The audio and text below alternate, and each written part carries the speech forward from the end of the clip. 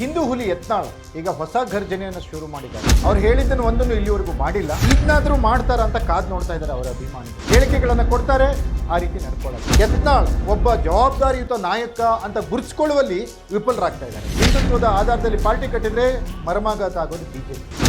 Yatnal party ಕಟ್ಟೋದ್ರ ಹಿಂದೆ ಕಾಂಗ್ರೆಸ್ನ ಪ್ರಭಾವಿ ಮಂತ್ರಿ ಇದ್ದಾರೆ. ಯಾರು ಹಾಗಾದ್ರೆ ಆ ಮಂತ್ರಿ? ಯಾರು ಹಾಗಾದ್ರೆ ಆ ಮಂತ್ರಿ?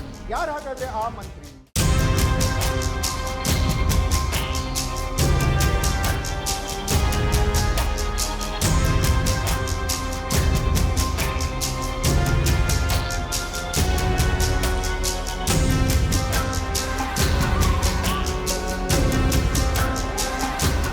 ಲೇಡೀಸ್ ಆ್ಯಂಡ್ ಜೆಂಟ್ಲ್ಮ್ಯಾನ್, ಹಿಂದೂ ಹುಲಿ ಯತ್ನಾಳ್ ಈಗ ಹೊಸ ಘರ್ಜನೆಯನ್ನು ಶುರು ಮಾಡಿದ್ದಾರೆ.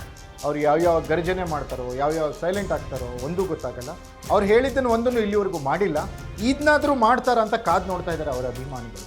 ಯತ್ನಾಳ್ ಅವ್ರಿಗೆ ಒಂದು ಸ್ಟ್ರಾಂಗ್ ಆದಂಥ ಫಾಲೋವರ್ಸ್ ಬೇಸ್ ಇದೆ, ಅಭಿಮಾನಿಗಳ ಬಳಗ ಇದೆ. ಅದನ್ನು ಯತ್ನಾಳ್ ಸರಿಯಾಗಿ ಬಳಸ್ಕೊಂಡ್ರೆ ಒಬ್ಬ ಅದ್ವಿತೀಯ ನಾಯಕ ಅನ್ನೋ ಥರ ಅವರು ಆಗ್ಬೋದು. ಆದರೆ ಅದನ್ನ ಅವ್ರು ಮಾಡ್ತಾ ಇಲ್ಲ. ಹೇಳಿಕೆಗಳನ್ನು ಕೊಡ್ತಾರೆ, ಆ ರೀತಿ ನಡ್ಕೊಳ್ಳಲ್ಲ. ಹೇಳಿಕೆಗಳನ್ನು ಕೊಡ್ತಾರೆ, ಹಿಟ್ ಆ್ಯಂಡ್ ರನ್ ಥರ ಆಗುತ್ತೆ. ಈ ರೀತಿಯ ಹಲವು ಅವಾಂತರಗಳಿಂದ ಯತ್ನಾಳ್ ಒಬ್ಬ ಪ್ರಭಾವಶಾಲಿ ನಾಯಕ ಅಥವಾ ಯತ್ನಾಳ್ ಒಬ್ಬ ಜವಾಬ್ದಾರಿಯುತ ನಾಯಕ ಅಂತ ಗುರುತಿಸಿಕೊಳ್ಳುವಲ್ಲಿ ವಿಫಲರಾಗ್ತಾ ಇದ್ದಾರೆ. ಈಗ ಹಿಂದುತ್ವದ ಆಧಾರದ ಮೇಲೆ ಪಾರ್ಟಿಯನ್ನು ಕಟ್ತಾರಂತೆ. ಹಿಂದುತ್ವದ ಆಧಾರದಲ್ಲಿ ಪಾರ್ಟಿ ಕಟ್ಟಿದ್ರೆ ಮರ್ಮಾಘಾತ ಆಗೋದು ಬಿಜೆಪಿ. ಯತ್ನಾಳ್ ಪಾರ್ಟಿ ಕಟ್ಟೋದ್ರ ಹಿಂದೆ ಕಾಂಗ್ರೆಸ್ನ ಪ್ರಭಾವಿ ಮಂತ್ರಿ ಇದ್ದಾರೆ. ಯಾರು ಹಾಗಾದರೆ ಆ ಮಂತ್ರಿ? ಎಕ್ಸ್ಪೋಸ್ಡ್ ಸ್ಟೋರಿ, ನೆಲ ಜಲ ಭಾಷೆಗಾಗಿ ಪ್ರಾಮಾಣಿಕ ಪತ್ರಿಕೋದ್ಯಮ. ನಾನು ಹೇಮಂತ್.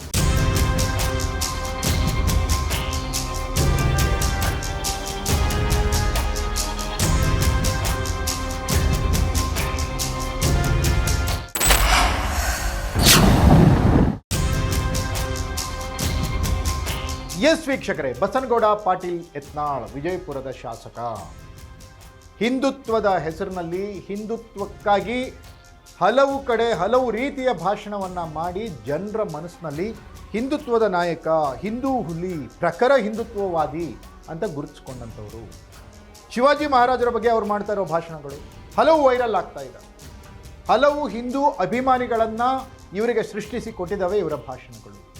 ಹಾಗಾದರೆ ಯತ್ನಾಳ್ ಭಾಷಣಕ್ಕೆ ಮಾತ್ರ ಸೀಮಿತನ? ಯತ್ನಾಳ್ ಅವರ ಇಲ್ಲಿನ ನಡವಳಿಕೆಗಳನ್ನು ನೋಡಿದರೆ, ಯತ್ನಾಳ್ ಅವರ ಇಲ್ಲಿಯವರೆಗಿನ ಸಾಧನೆಗಳನ್ನು ನೋಡಿದರೆ, ಯತ್ನಾಳ್ ಮಾಡಿದ್ದಕ್ಕಿಂತ ಮಾತಾಡಿದ್ದೇ ಹೆಚ್ಚು ಅನ್ನೋ ಥರದ್ದು ಕನ್ಫರ್ಮ್ ಆಗುತ್ತೆ. ಯಾವುದೇ ವಿಚಾರವನ್ನು ಯತ್ನಾಳ್ ಮಾತಾಡಿದ್ರು ಕೂಡ ಅದನ್ನ ಕಾರ್ಯರೂಪಕ್ಕೆ ತರುವಲ್ಲಿ ಅವರು ವಿಫಲರಾಗ್ತಾರೆ. ಆ ಕೆಲಸ ಇಂಪ್ಲಿಮೆಂಟ್ ಆಗಲ್ಲ. ಅವರ ಘೋಷಣೆಗಳು ಹೇಳಿಕೆಗಳಿಗೆ ಮಾತ್ರ ಸೀಮಿತ ಆಗ್ತವೆ ಹೊರತು ಕಾರ್ಯರೂಪಕ್ಕೆ ಬರಲ್ಲ. ಹಾಗಾಗಿ ಯತ್ನಾಳ್ ಅವ್ರನ್ನ ಗಂಭೀರವಾಗಿ ಪರಿಗಣಿಸ್ತಾ ಇಲ್ಲ ರಾಜ್ಯದ ಯಾವುದೇ ರಾಜಕೀಯ ನಾಯಕರು. ಬಿಜೆಪಿಯೂ ಕೂಡ ಅವ್ರನ್ನ ಗಂಭೀರವಾಗಿ ಪರಿಗಣಿಸಿಲ್ಲ. ಹಾಗಾಗಿಯೇ ಬಿಜೆಪಿಯಿಂದ ಯತ್ನಾಳ್ ಸಸ್ಪೆಂಡ್ ಆಗಿದ್ದಾರೆ. ಒಂದು ಕಡೆ ಯಡಿಯೂರಪ್ಪನವರ ಜೊತೆಗಿನ ಗುದ್ದಾಟ, ಅದು ಮುಸುಕಿನ ಗುದ್ದಾಟನೋ ಅಥವಾ ಬೇರೆ ಏನಂತನೂ ಕರೀರಿ, ಯಡಿಯೂರಪ್ಪನವರ ಜೊತೆಗಿನ ಗುದ್ದಾಟ. ಮತ್ತೊಂದು ಕಡೆ ಯಾವುದೇ ನಾಯಕರ ಜೊತೆ ಹೊಂದಿಕೊಂಡು ಹೋಗುವಲ್ಲಿ ಯತ್ನಾಳ್ ವಿಫಲರಾಗ್ತಾ ಇರೋದು. ಯಾರು ಹೇಳಿದ್ದು ಅವ್ರಿಗೆ ಸರಿ ಬರಲ್ಲ, ಅವ್ರು ಹೇಳಿದ್ದೇ ಸರಿ ಅನ್ನೋಂಥ ವಿತಂಡವಾದ. ಈ ವಿತಂಡವಾದದಿಂದನೇ ಯತ್ನಾಳ್ ಅಪಾರ ಜನಪ್ರಿಯತೆ ಇದ್ರೂ ಕೂಡ ರಾಜ್ಯದ ಮುಂಚೂಣಿ ನಾಯಕರಾಗಿ ಗುರುತಿಸಿಕೊಳ್ಳುವಲ್ಲಿ ವಿಫಲರಾಗಿದ್ದಾರೆ. ಮುಂದಿನ ತಿಂಗಳು ನಾನು ಒಳ್ಳೆಯ ಒಂದು ಮುಹೂರ್ತ ನೋಡಿ ಕರ್ನಾಟಕದಲ್ಲಿ ಹೊಸ ರಾಜಕೀಯ ಒಂದು ವಿಚಾರವನ್ನು ಪ್ರಾರಂಭ ಮಾಡಲಾಗಿದೆ. ಹಿಂದುತ್ವದ ಎಲ್ಲ ಹಿಂದೂಗಳ ಒಂದು ಸಭೆ ಅಲ್ಲಲ್ಲಿ ಜಿಲ್ಲಾವಾರು ಮಾಡ್ತಾ ಇದ್ದೀನಿ. ಮೊದಲು ಕೋಲಾರ ಜಿಲ್ಲೆಯಿಂದ ನಮ್ಮ ಏನಲ್ಲಿ ಒಂದು ದೊಡ್ಡ ದೇವಸ್ಥಾನ ಇದೆ, ವಿಘ್ನೇಶ್ವರ ದೇವಸ್ಥಾನ, ಅಲ್ಲಿ ಪೂಜೆ ಮಾಡಿ ಇಡೀ ಕರ್ನಾಟಕ ಪ್ರವಾಸ ಮಾಡ್ತೀನಿ. ನನ್ನ 3 ಉದ್ದೇಶ: ಒಂದು ಹಿಂದುತ್ವ, ಒಂದು ನಿರುದ್ಯೋಗ, 3ನೇದು ಅಭಿವೃದ್ಧಿ. ಈ 3 ವಿಷಯ ತಗೊಂಡು ಮುಂದಿನ ದಿವಸಗಳಲ್ಲಿ ಕರ್ನಾಟಕದಲ್ಲಿ ಪ್ರಾದೇಶಿಕ ಪಕ್ಷ ಕಟ್ಟಬೇಕು ಅನ್ನೋಂಥ ಅಭಿಪ್ರಾಯವನ್ನು ಜನರನ್ನು ತಗೊಳ್ತಾರೆ. ಎಸ್ ವೀಕ್ಷಕರೇ, ಈಗ ಯತ್ನಾಳ್ ಹೊಸ ಪಾರ್ಟಿಯನ್ನು ಕಟ್ತಾರಂತೆ.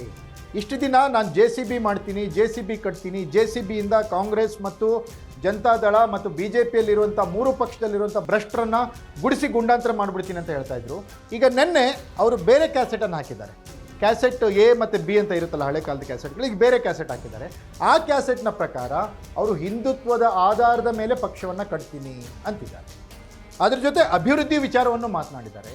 ಅದ್ರ ಜೊತೆ ನಿರುದ್ಯೋಗ ಸಮಸ್ಯೆಯನ್ನು ಮಾತಾಡಿದ್ದಾರೆ. ಯಾಕಂದರೆ ಯತ್ನಾಳ್ ಈಗ ನಿರುದ್ಯೋಗ ಸಮಸ್ಯೆಯ ಬಗ್ಗೆ ಧಾರವಾಡ ಅಲ್ಲಿ ಗಲಾಟೆ ಆದಮೇಲೆ ನಿರುದ್ಯೋಗ ಅಂತ ಹೇಳ್ತಾ ಇದ್ದಾರೆ. ಇಲ್ಲಿವರೆಗೂ ಅದನ್ನ ಮಾತಾಡಿರಲಿಲ್ಲ ಅವರು. ವಕ್ಫ್ ವಿರುದ್ಧ ಹೋರಾಟ ಮಾಡ್ತೀವಿ ಅಂತ ಇಡೀ ರಾಜ್ಯದ ವಿರುದ್ಧ ಮಾಡಿದರು. ಅದಾದಮೇಲೆ ಆ ಹೋರಾಟ ಎಲ್ಲಿಗೆ ಬಂತು? ಅಲ್ಲಿಗೆ ಸ್ಟಾಪ್ ಆಯಿತು. ಈ ರಾಜಕೀಯ ನಾಯಕರೇ ಹೆಂಗೆ ಇವರಿವರ ರಾಜಕೀಯ ಲಾಭಕ್ಕೋಸ್ಕರ ಆ ಸಂದರ್ಭದಲ್ಲಿ ಯಾವ ಇಶ್ಯೂಸ್ ಇರುತ್ತೆ ಅದು ನಿಡ್ಕೊಂಡು ಮಾತಾಡ್ತಾರೆ ಬಿಟ್ಟರೆ ನಿಜವಾಗಿಯೂ ಆ ಸಮಸ್ಯೆಗಳಿಗೆ ಪರಿಹಾರವನ್ನು ಕೊಡಿಸ್ಬೇಕು ಅನ್ನೋ ಮನಸ್ಥಿತಿ ಈ ರಾಜಕೀಯ ನಾಯಕರಿಗಿರಲ್ಲ. ಇದು ಮುಂದುವರೆದಿದ್ದು ಯತ್ನಾಳ್ ಹೊಸ ಪಕ್ಷ ಕಟ್ತಾರಂತೆ ಹಿಂದುತ್ವದ ಆಧಾರದ ಮೇಲೆ. ಆಬ್ವಿಯಸ್ಲಿ ಯತ್ನಾಳ್ ಏನಾದರೂ ಈ ರೀತಿಯ ಹಿಂದುತ್ವದ ಆಧಾರದ ಮೇಲೆ ಪಕ್ಷ ಕಟ್ಟಿದರೆ ಬಿ ಜೆ ಪಿಗೆ ಮರ್ಮಾಘಾತ ಆಗೋದಂತೂ ಪಕ್ಕ. ಯಾಕಂದರೆ ಹೇಳಿ ಕೇಳಿ ಬಿ ಜೆ ಪಿ ಮತ್ತು ಸಂಘ ಪರಿವಾರದ ನೆರಳಿನಲ್ಲಿರುವಂಥ ಪಕ್ಷ, ಸಂಘ ಪರಿವಾರದ ಸಪೋರ್ಟ್ ಯಾವತ್ತೂ ಬಿ ಜೆ ಪಿಗಿರುತ್ತೆ. ಬಿ ಜೆ ಪಿಗೆ ಪರ್ಯಾಯವಾಗಿ ಯಾವುದೋ ಒಂದು ಪಕ್ಷ ಬಂತು ಅಂದರೆ ಎಷ್ಟೇ ಮತಗಳನ್ನು ತಗೊಳ್ಳಿದ್ದು 100, 10, 1000 ಎಷ್ಟೇ ತೊಗೊಂಡ್ರು ಕೂಡ ಅವು ಬಿ ಜೆ ಪಿ ಮತಗಳಾಗಿರ್ತವೆ. ಹಾಗಾಗಿ ಬಿ ಜೆ ಪಿಗೆ ಇದು ತೊಂದರೆ ಆಗುತ್ತೆ.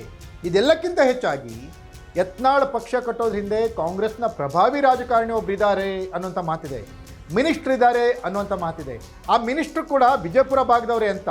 ಈ ಹಿಂದೆಯೂ ಕೂಡ ಮಿನಿಸ್ಟ್ರಿಗೂ ಮತ್ತು ಯತ್ನಾಳ್ಗೂ ಏನಂದರೆ compromise politics, match fixing politics ಆಗ್ತಾನೆ ಇತ್ತು. ಆ ಮಂತ್ರಿಗಳು, ಪ್ರಭಾವಿ ಮಂತ್ರಿಗಳು ವಿಜಯಪುರದಲ್ಲಿ ಯತ್ನಾಳ್ ಗೆಲ್ಲೋ ಥರದ ಕ್ಯಾಂಡಿಡೇಟನ್ನು ಕಾಂಗ್ರೆಸ್ನಿಂದ ಹಾಕಿಸ್ತಿದ್ರು ಅನ್ನೋಂಥ ಮಾತು ಇತ್ತು. ಈ ರೀತಿಯ ಕಾಂಪ್ರಮೈಸ್ ಪಾಲಿಟಿಕ್ಸ್ ಬೇರೆಯವ್ರು ಮಾಡ್ತಾರೆ ಅಂತ ಹೇಳಿ ಆರೋಪ ಮಾಡೋ ಯತ್ನಾಳ್ ಅವರೇ ಈಗ ತಮ್ಮ ಗೆಲುವಿಗಾಗಿ, ತಮ್ಮ ರಾಜಕೀಯ ಲಾಭಕ್ಕಾಗಿ ವಿಜಯಪುರದಲ್ಲೇ ಕಾಂಪ್ರಮೈಸ್ ಪಾಲಿಟಿಕ್ಸ್ ಮಾಡ್ತಾರೆ ಅಂತ ವಿಜಯಪುರದ ಗಲ್ಲಿಗಳಿಗೂ ಗೊತ್ತು. ಇಂತಹ ಯತ್ನಾಳಿಗ ಹಿಂದುತ್ವದ ಆಧಾರದ ಮೇಲೆ ಹೊಸ ಪಕ್ಷ ಕಟ್ತಾರಂತೆ. ಬಿ ಜೆ ಪಿಗೆ ಯಾವ ರೀತಿ ಹಿನ್ನಡೆಯಾಗುತ್ತೆ, ಯತ್ನಾಳ್ ಅವರಿಗೆ ಸಂಪನ್ಮೂಲಗಳನ್ನು ಕೊಡ್ತಾ ಇರುವಂಥ ಈಗಿನ ಕಾಂಗ್ರೆಸ್ ಮಂತ್ರಿ ಯಾರು ಅನ್ನೋದು ಬಹಿರಂಗವಾಗುತ್ತಾ? ಕಾದು ನೋಡಬೇಕಿದೆ.